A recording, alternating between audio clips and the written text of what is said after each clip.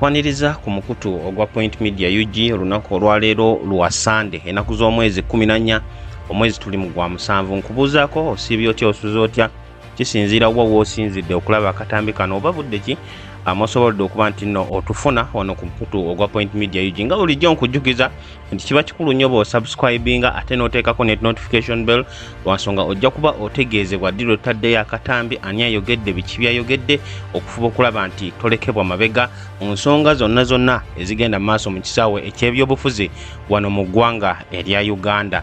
Kakati nno nja kukubiriza era ogende ne mu comment section otubuulire endowooza yo ku bintu eby'enjawulo ebigenda mu maaso mu ggwanga oludda ebiri mu ludda oluvuganya gavumenti ebyo ebiri mu gavumenti ebiri mu palamenti awamu n'ewalala wonna awagenda maaso okuba nti nate wabeerawo ebyobufuzi. Wabula tulaba nti nno abantu bangi nnyo bavaayo okw'endowooza zaabwe ez'enjawulo era tubeebaliza nnyo ddala mmwe mwenna abatwala obudde bwammwe okuba nti nno mugenda mu comment section ne mutubuulira endowooza zammwe.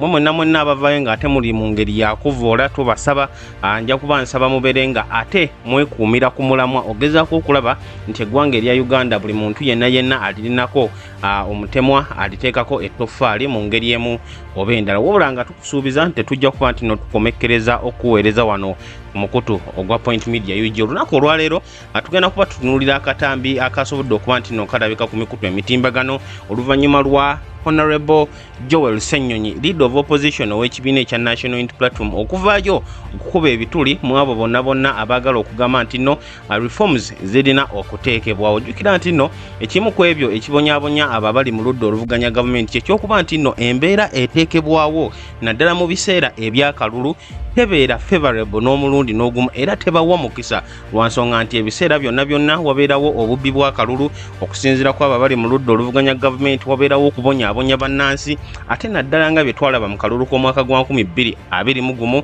oluvannyuma lwa Robert Kyagulanyi Ssentamu pulezidenti w'ekibiina kya NUP okwegatta mu kalulu ako twalaba ekiwamba bantu ekitta bantu twalaba abasirikale nga bali mu kulonda bo bennyini era ne bagobawo n'abantu. Ebintu ebyo byonna abo abali ku ludda oluvuganya gavumenti bazenga bagamba nti kiba kikulu nnyo okulaba nti embeera eyo yonna ekolebwako. Kakati nno ku mulundi guno eno tulaba Honorable MATHIAS Mpuuga yakulembeddemu omulamu ogwo. Nja kujjukiza nti mu biseera biri eri emyaka egiseeko emabega tulabye Honorable Norbert Mao President w'ekibiina ekya DP nga yasinga okuteeka amaanyi mu nsonga eno ng'agamba nti walina okubeerawo peaceful transition of power ate era walina okubeerawo reforms ezifuba okulaba nti akakiiko aka Electoral Commission kateekateeka akalulu ak'amazima n'obwenkanya. Wabula bino byonna Honorable Joel Ssenyonyi agenze maaso n'okuba nti nno abikubamu ebituli era agamba ye nga Leader of Opposition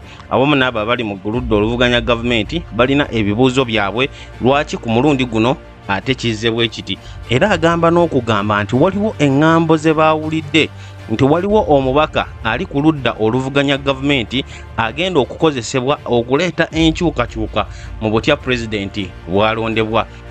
Ebiseera ebiyiseeko emabega tuzze tuwulira nga bagamba mbu waliwo akakodyo akaagala okuba nti nno bakakolebwa palamenti ereete etteeka erigamba mbu abatuuze oba bannansi babeere nga si be bakyalonda pulezidenti wabula abaka ba palamenti babeere nga be balonda pulezidenti. Ate ffenna tukimanyi bulungi nnyo nti nno abaka ba palamenti abasingamu mu palamenti be ba NRM ate ebiseera ebisinga okusinziira nti nno be balina ennamba be balina omuwendo omunene ogw'abantu mu palamenti ebyo bye baagala bizenga biyisibwawo. Byonna tugenda kuba tubyogerako, tugenda kuba twongera okubikuba mu ttooki Honorable Joel Ssenyonyi ng'agenda maaso naye okubyogerako ate era mu kiseera kyekimu tugenda kuba tubawa akatambi nga tuwuliriza Honorable Joel Ssenyonyi ng'ayogera ku nsonga zino zonna ezigenda maaso mu ggwanga erya Uganda. Wabula nga tulina okuba nti notuukawo njagala sooka nnyongera okukwanjulira era n'okujjukiza Haji Abdu omusomi wedu omwami ono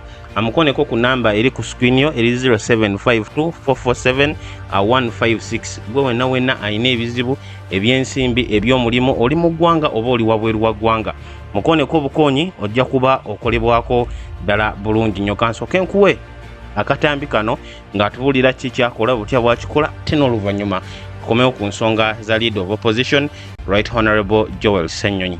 Assalamu alaikum wa rahmatullahi wa barakatuh. Amanya n'eddoboozi Haji Abudu omusomi w'edduwa. Nkola ku nsonga ez'enjawulo, emirimu nga gikutataganyeko, ebyenfuna byo nga bidobonkanye, ne oba oli bweru wa ggwanga emirimu gyakucankalanako. Jangu kusomere ku dduwa. Okuva edda nedda edduwa zaabaawo, edduwa zisomibwa, omuntu n'oterezebwa mu mbeera yonna ebadde ekwesibyeko akanyaaga. Nina ekyoto kye nsobola okukumira wadde oli bweru wa ggwanga nga toli kumpi wano n'ofuna omukisa ogwo naawe n'osomerwako ku dduwa nga nkuteddeko n'akabaani, Allah ajja kukusaasira, ajja kukwanukula. Kuba ku nnamba yange y'essimu 075 2 44 751 ne ku WhatsApp kwendi mpereza obubaka sobole okuyamba. Assalamu alaikum wa rahmatullahi wa barakatuh. Ebbanga lyonna nga bwe mbadde nkutegeezaako abo abali ku ludda oluvuganya gavumenti bali mu kuteekawo embeera era basaba enkyukakyuka ate ez'omuzinzi nga zigenda kuyambako enjuyi zonna ezigenda okwetaba mu kalulu zibeere nga zikolebwawo mu kakiiko aka electoral commission. Wabula tetwalaba nti nno gye buvuddeko abo abali ku ludda oluvuganya gavumenti oluvannyuma lw'okuteekawo akazito nga beemulugunya gy'akakiiko aka electoral commission tekali independent, tekeetengeredde kukola mirimu gyako wansonga nti mwami Museveni kyakalagira kikakola. Ate twalaba enkyukakyuka ezaakolebwawo nga zigambibwa okuba mbu ezo ze reforms ezaateekebwawo era ne bakakyusa erinnya kuva ku electoral commission ne basobola okuba nti nno bakatuuma independent electoral commission. Kakati nno ebintu bineeno twalabyeko omukulu Honorable MATHIAS Mpuuga gye buvuddeko omutwalo wa bannamawulire lwe yasobola okuteekateeka ku Palamenti ng'ayogera ku bimu ku ebyo byalowooza nti nno bye biyinza okutwala ebyobufuzi eby'eggwanga erya Uganda mu maaso, naddala mu kuyambako olwo oludda oluvuganya gavumenti okukulaakulana awamu n'okufuna omukisa okulaba nti beŋŋanga mwami Museveni okumujja ku bukulembeze ku ground eri level, ku ground eri free and fair. Era ng'ekimu ku ebyo omukulu Honorable MATHIAS Mpuuga yategeeza nti akakiiko aka electoral commission kalina okuteekawo enkyukakyuka. Omwami ono teyagenze mu maaso na kuzoogera, wabula yategeezeza n'okutegeeza nti ne Palamenti kennyini ennamba erimu nnene nnyo era erina okuba nti nno ekyusibwamu. Kakati nno ensonga ezo zasobodde okuba nti nate zireeta Honorable SSENYONYI okubaako ne byayogerako. Jjukira nti nno mu wiiki eyo yemu gye tuli mu kukuba amabega atwalabye ne ssentebe ow'akakiiko ka electoral commission omukulu Simon Byabakama ng'avaayo naye okutuwa update ku kyekigenda mu maaso era ne lwaki basobodde okuba nti nno bakeere wamu okuwa road map y'akalulu k'omwaka gwa 2026.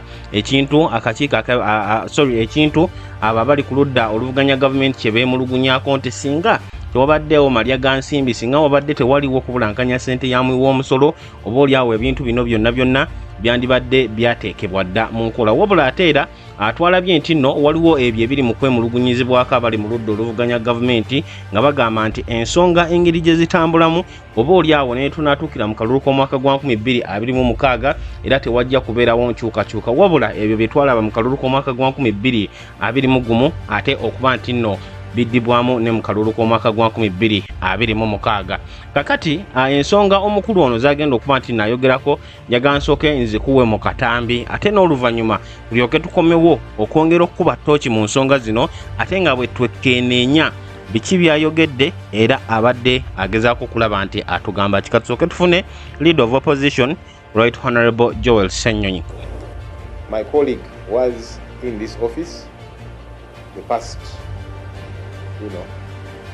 times and so on. What has happened, and now when we hear the EC saying no, that should have been done a long while ago, why did it not come maybe as a private member's bill or that kind of thing? It's coming now. Anyway, it can come at any time, even away from what the EC chairperson is saying. But importantly, almost every parliament there are reforms that are passed. But normally the reforms that are passed are those that the NRM wants, and they will use their numbers. In the 10th parliament, they passed reforms, including changing the name of the Electoral Commission to Independent Electoral Commission. That was a reform, according to them, including removing the age limit. That was a reform, according to them. Yeah. And they keep using their numbers for that. In 2016, after the 2016 election, Amama Mbabazi went to court, petition court. Remember Amama Mbabazi versus Yoweri Museveni, Electoral Commission and others. And the Supreme Court laid out 10 recommendations regarding our electoral processes that have got to be acted upon. Government keeps running away from that issue, and they'll use their numbers to do what it is that they want to do. And so that goes to show you that when you hear people talking about, okay, now let's bring reforms, because Norbert Mao was the first to talk about that issue. Now he's a minister, and that matter settled, because they will not allow you to, table meaningful reforms. We hear that the state wants the major reform they want to bring in this particular parliament is to change the presidential system such that the president of the country gets to be elected by parliament. That's the major reform we hear they want to push through.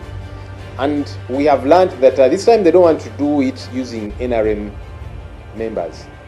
They want to do that through an opposition field. Because you see, in the past, for the removal of term limits, they used the statutory cause and others. Removing age limits, Raphael Majezi and others, NRM. And there was always a lot of backlash from the population. So this time, the information we get is that they want to go through somebody from the opposition to bring and table a private members bill regarding reforms. Then the state will take over that, the Attorney General and government generally, because the laws allow them to, as they have done, take over private members' bills, and then they'll use it for what they want. That's when they will get to insert that parliamentary system where the president is elected by parliament and so on. They will not focus on any other things that are critical. And then they'll tell the population, but you see, this bill was tabled by an opposition member. For us, we just made adjustments here and there, and then they'll use their numbers to do what it is that they want to do. So we need to be very alert as the people of Uganda that some of these, the motives, the intentions, needs to be very critically looked at. That said, now that we know that they normally want to use that manipulatively, table reforms, and then they'll use that for what they want. They will not give you any of the good things that are, beneficial for our electoral processes. We have always said that our biggest challenge in our country is not so much the constitution or the laws, but constitutionalism, the spirit of the constitution. We don't have that. This country has some of the best laws world over. Of course, yes, our constitution has been torn apart, amended here and there and so on, but even that which is left, if we had the spirit of the constitution, if it was to be acted upon, we would not have the challenges that we do have. But because that spirit is not in place, the goodwill is not in place, even if you amend it to what extent. So the problem we must be dealing with is not so much these reforms, which when tabled will be used now against us because they have their own agenda. Our laws, for example, don't allow for rigging. But doesn't rigging happen? We saw what happened. You all saw the videos. Ballot stuffing, we saw soldiers taking, pre-ticked ballots and that kind of thing. Who of them was arrested? Do our laws as they are allow that? Do you need to change the law in any way regarding that matter? Because the law is very clear. Rigging is not acceptable, the involvement of the army and so on. Yes, people can make a case of let's strengthen it and so on, but even that which is in place, how many of those soldiers who were taking ballot boxes were arrested, ballot papers, how many were arrested? Where rigging happened and so on, how many people were arrested? Where violence was meted out on the people, how many were arrested? Where bribery was happening in broad daylight during these by-elections and so on. Kakati tuwuliriza bulungi nnyo akatambi ako leader of opposition Right Honorable Joel Ssenyonyi ng'agenda maaso n'okuttotola ensonga ze. Wabula nja kusaba nsooke nkuugulemuuko katono kubanga mu ntandikwa y'akatambi awo Joel Ssenyonyi ategeezezza nti nno koligi we eyali mu kifo kyali mu ssaawa zino ng'ategeeza Honorable MATHIAS Mpuuga yayina obudde okukola ebintu byonna byali mu kukola ssaawa zino, era yeewuunya lwaki bino byonna biri mu kujja mu kaseera kano. Kakati waliwo embiranye eteeberezebwa okuba nti nno eri wakati w'abakulu bano ababiri, era bukyanga ensonga ya miliyoni 5 ebalukawo. Twawulira Honorable Betty Namboze batuleke nga atutolerako katono nnyo ku bimu ku ebyo ebyali mu meeting oluvannyuma lwa Mpuuga mu meeting eyo okutegeeza nti ssente yali tannazifuna, wabula Ssenyonyi ng'alemerako ng'agamba nti Mpuuga alimba sente yamaliriza okuba nti nno azifuna sente ezo miliyoni 5. Kakati no era ne mu nkubo tuzze nga tuwulirako nti ebimu ku ebyo bibadde nga biremesa Honorable Joel Ssenyonyi okuddukanya obulungi nnyo emirimu gye naddala wali eri nga yakayingira ofiisi. Ebimu ku byo Honorable Mathias Mpuuga yabiri mabega. Kakati no wetulaba nga ebiseera ebisinga engeri abakulu baneno gye beewerezaamu ebigambo oba oliawo ebyo ebibadde nga biyita mu nkubo bibadde bituufu oba sinakindi nga si bituufu, wabula nga tukomyewo ku mulamwa gwaffe ogw'akatambi kano. Ekimu ku ebyo ebiri mu kulumya omutwe Honorable Joel Ssenyonyi agamba nti baawuliddeko eŋŋambo ezigamba mbu bannansi bannayuganda bagenda kubaggyako olukusa, bagenda kubaggyako eddembe lyabwe ery'okulonda, era nga mu ngeri eyo waliwo opposition MP omubaka okuva ku ludda oluvuganya gavumenti agenda okukozesebwa okulaba nti ekiteeso ekyo akireeta ku fulo ya Palamenti. Okusinziira ku Joel Ssenyonyi agamba nti ebbanga eriyiseeko emabega era nga ffenna bwe tumanyi okugeza nga okuggyawo term limit awamu ne age limit nga bakyusakyusaamu mu ssemateeka w'eggwanga erya Uganda bakozesa banna NRM olw'oluvannyuma atonejje nawamu n'abalala ensonga ne bagikwatirawo okukakana nga ssemateeka bamukyusiza. Tujjukira bulungi nnyo akavuyo akapuli mu Palamenti nga Robert Kyagulanyi Ssentamu yakagiyingira awamu n'abantu nga Honorable Zaake bategezaako okuteekawo embeera, wabula era okukakana nga ssemateeka akwatiddwako era ne basobola okuba nti no bamukyusa mu feva ya Mwami Museveni awamu n'ekyo aba NRM kye baali baagala. Kakati no Joel Ssenyonyi atutegeeza nti embeera eno gy'emu gye tuyinza okulaba, wabula ku mulundi guno bagenda kukozesa omubaka okuva mu ludda oluvuganya gavumenti okuleeta proposal nti bannansi babeere nga si be bakyalonda pulezidenti, naye ate ababaka ba Palamenti babeere nga be balonda president. Kino nno kiba kitegeeza nti okusinziira kwabo ababaka abali mu Palamenti ku 5 n'omusobyo, ababaka abawererako ddala 3 ba NRM ate nga mulimu n'aba independent abali mu kibiina ekya NRM era nga bakyakkiririza mu ebyo ebikolebwa mu NRM. Kakati nno Ssenyonyi agamba nti wano we wagenda okuva obuzibu kubanga ebbanga lyonna ssemateeka bukyanga bagezaako okumukyusa, ebbanga lyonna ebaleeta ekiteeso ng'aba NRM be bakireese era nga kiwagirwa aba NRM mu buli ngeri yonna ekiteeso ekyo kigenda kuba kiyisibwa kubanga be balina ennamba ennene era aba opposition baba tebalina mukisa gonna gwa kugezaako kulwana kulemesa kiteeso ekyo kibe nga kiyita mu. Kakati nno ne ku mulundi guno okuleeta ekiteeso kino ate kyetuwuliddeko n'ebbanga eriyiseeko emabega nga kigambibwa mbu mugezaako okwanguyiza General Muhoozi Kainerugaba. Puliriza bulungi ali ku Point Media UG. Ekiteeso kino ebbanga eriyiseeko emabega twakiwulirako nga kiyitira mu nkuubo oba mu ŋŋambo nga kigambibwa mbu Mwami Museveni ayagala okwanguyiza General Muhoozi Kainerugaba ekkubo lye ery'okufuuka president, wabula mu kulonda tayagala bannansi babeere nga be balonda, wabula okusinziira nti nno bana NRM be basinga obungi mu Palamenti. Singa ekiteeso kiyisibwa era etteeka ne lifuluma nti kati Palamenti yerina okulonda president, kiba kitegeeza nti General Muhoozi Kainerugaba ajja kuba afuna obululu obwangu okusinga waneno yandibadde nti n'agenda mu kalulu k'Abannayuganda bonna nga be balonda. Joel Ssenyonyi agamba nti ekyo kikyamu nnyo, wabula ate era mu kiseera kyekimu newankubadde tulaba nti nno kiba kituufu nnyo okusinziira ku njogera ya Honorable Mathias Mpuuga okuleetawo reforms ezigenda okuyambako mu kulaba nti abali ku ludda oluvuganya gavumenti nabo bafuna amazima n'obwenkanya. Joel Ssenyonyi ye ate muli alowooza nti newankubadde enkyukakyuka ezo ziba nnungi naddala mu kakiiko aka Electoral Commission, naye ate n'eziriwo zennyini tezinnaba kuba nti nno zikozesebwa okulaba nti ziyamba oludda oluvuganya gavumenti, okulaba nti ziyamba bannayuganda okulonda omuntu okulonda omukulembeze mu mazima n'obwenkanya. Ssenyonyi agamba nti mu kalulu akaweddeko ku mwaka gwa 2021 twalaba ebintu ebyaliwo bingi nnyo.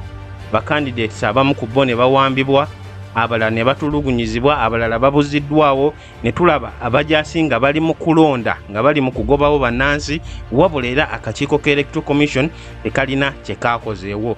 Agamba nti kituufu nnyo reforms zinene okuba nti nno zijja okutaasa bannayuganda, okutaasa oludda oluvuganya gavumenti, naye ne reforms oba n'amateeka agaliwo nago gennyini tegayina kye gayamba. N'olw'ensonga eyo ye muli yeebuuza nti kinaaba kya mugaso ki okwongera okumyumyula amateeka gano oba okuteekawo reforms endala, enkyukakyuka endala, naye nga nazo tezigenda kuba nti nno zikozesebwa. Nja kusaba mbeere nga nkoma wano eno, ensonga bwetyo bwerabise okuba nti nno ebeerawo. Honorable Mathias Mpuuga yagamba nti kikulu nnyo okulaba nti ensonga ez'enjawulo zikyusibwamu okuwa abo abali ku ludda oluvuganya gavumenti omukisa okubeera n'akalulu ak'amazima n'obwenkanya, era yalowooza nti eno y'engeri yokka eggwanga lino gye liyinza okugenda mu maaso. In fact nga sinneerabira Honorable Joel Ssenyonyi era agenze maaso okukoona Honorable Mathias Mpuuga, kubanga nga bwe nkugambyeko mu ntandikwa y'akatambi kano nti ensonga ssaawa zino Honorable Mathias Mpuuga gy'aliko era z'ensonga ze zimu zennyini ze twalaba Honorable President Norbert Mao ow'ekibiina kya DP kyeze yaliko nga tanaakuba nti naate asayininga memorandum of understanding n'ekibiina ekya NRM, era niyo yasayininga Mwami Mao yatutegeeza nti ajja kuba afuna engeri gy'ayogerezeganya ne Mwami Museveni batuule ku round table okulaba nti wabeerawo peaceful transition of power, enkyukakyuka ey'omu mirembe, ekintu kye tulaba nti nno newe buli kati tekinnaba kuba nti nno kikolebwako. Wabula Ssenyonyi agamba nti tulabyeko Norbert Mao ng'akola ekintu kyekimu, ate kati ne munywanyi we naye ali mu kukola ekintu kyekimu.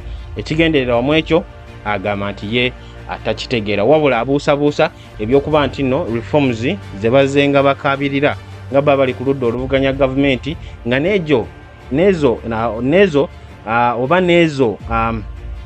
reforms eziriwo already oba amateeka agaliwo already tegalina kyegakola era tegalina kyegayamba yadde n'akamu. Kankwagalize olunaku olulungi, teweerabira ku subscribinga, ku likinga, ku sharinga, awamu n'ogezaako okulaba nti tutambulira ddala wamu nga ogenda mu comment section okutubuulira endowooza yo awamu n'ensonga bw'oziraba ku mukolo gwa Point Media UG. Mubeere bulungi era mweraba.